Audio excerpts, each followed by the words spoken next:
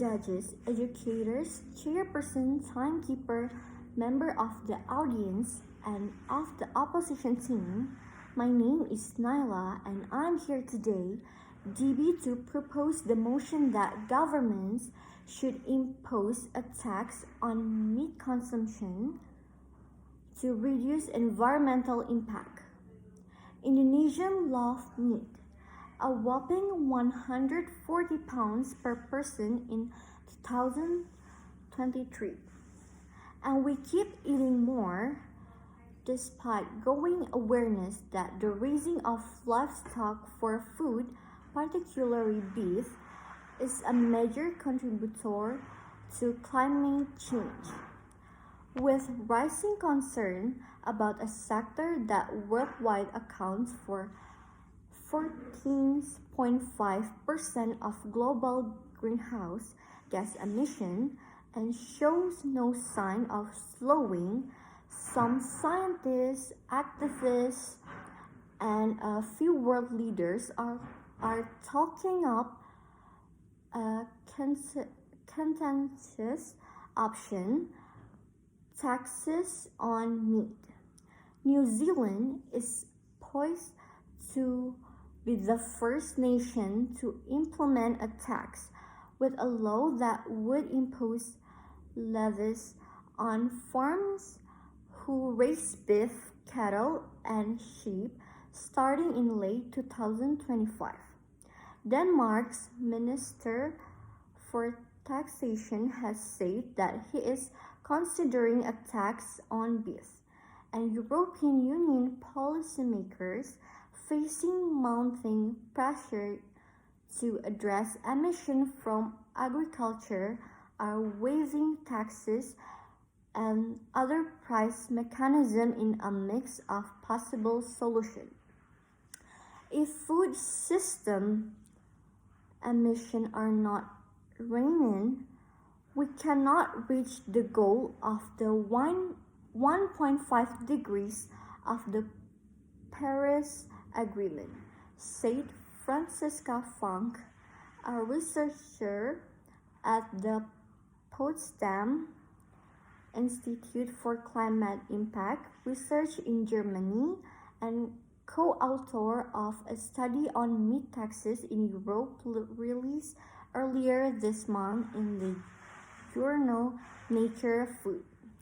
The goal to keeping warming to 1.5 degrees Celsius above pre-industrial times is necessary to avoid the worst effects of climate change, experts say. Fang is among a group of economists and climate scientists who say global trends in meat production are unsustainable, and that taxes may be the most effective way to curb the world's seemingly voracious appetite. Meats, including beef, pork, and chicken, are significantly underpriced. Compared with the cost of the environmental impact, they concluded in a study last year, most particularly from greenhouse emission and nutrient pollution. Taking those costs into account would result in meat that is 20% to 60% higher than market prices, depending on the type of the meat.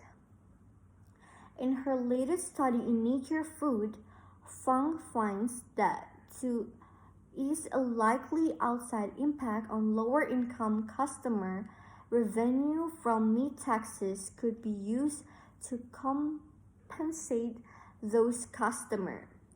Beef by far is responsible for the largest amount of greenhouse emission among animal products. According to Our World in Data, a scientific publication based at the University of Oxford, after that comes lamb and mutton, dairy cattle, farm shrimp, cheese, farm fish, and pork. Researchers looking at meat taxes have used various definitions of meat, some including beef, lamb, and mutton, pork. Economists say the research has shown that a tax on meat would drive customers to buy less or even more than it might for other foods.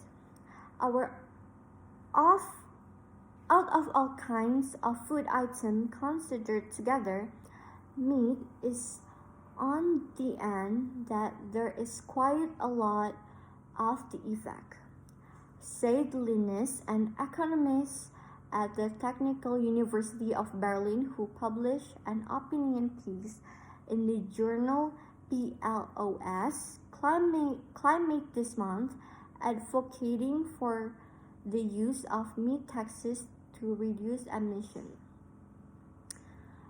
Aaron Lane, Vice President of Government Affairs for the National Cattlemen Beef Association, a trade group representing cattle farmers and ranchers, called a meat tax unnecessary and said it would drive up costs for low-income families.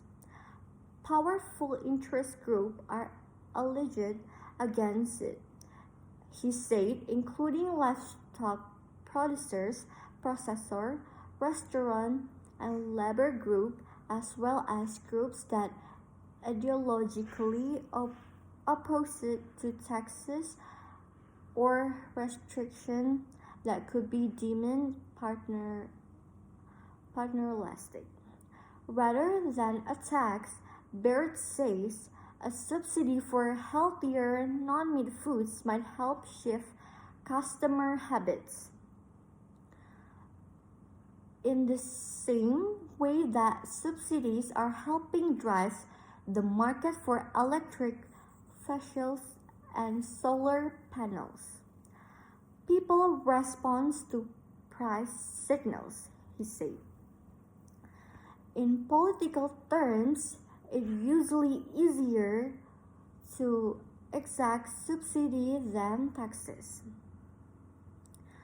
Among younger generation, though, that could be changing. A 2022 survey by the Customer Insight Platform's Failings found that 62% of American Gen Z respondents would support a 10% tax on meat to reduce consumption, and 71% of respondents said the government should subsidize meat alternatives to bring costs down and drive innovation.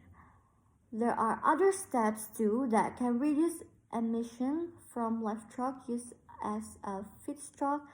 The red seaweed starch taxes from mist could one day lower methane emissions from cattle by as much as 89%, according to a 2020 report by the APA.